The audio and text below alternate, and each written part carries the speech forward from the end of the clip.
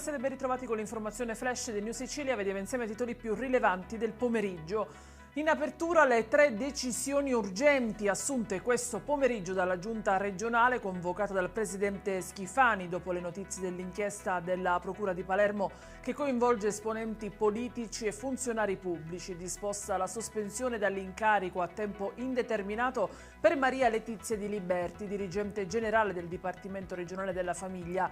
Ha avviato invece il procedimento disciplinare al Consorzio di Bonifica 2 di Palermo e sospeso il direttore generale Tomasino. Infine ha accolta la decisione di autosospensione del direttore generale dell'ASP di Siracusa, Alessandro Caltagirone.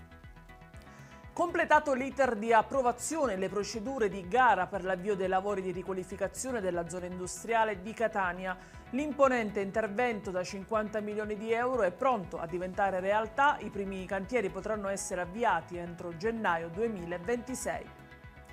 La cronaca con 4 arresti per lesioni e atti persecutori ai danni di un cinquantenne. L'aggressione è avvenuta nella villetta comunale di Ravanusa, siamo nell'Agrigentino. Nei giorni successivi all'episodio di violenza gli indagati avrebbero anche tentato di ottenere la remissione della querela recandosi più volte presso l'abitazione della vittima ed esercitando pressioni e minacce.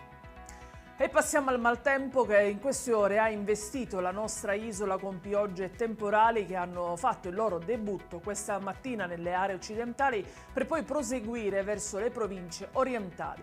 Tutta colpa di una saccatura di origine atlantica in movimento dalla Spagna che ha letteralmente messo in ginocchio diverse zone. A detta degli esperti la situazione dovrebbe migliorare domani, ma un peggioramento è previsto per domenica. Ed è tutto per questa edizione. Vi ricordo come sempre che le notizie e gli aggiornamenti li trovate sul sito www.newsicilia.it e anche sui nostri canali social. Grazie per averci seguito, io vi do appuntamento domani alle 13:30.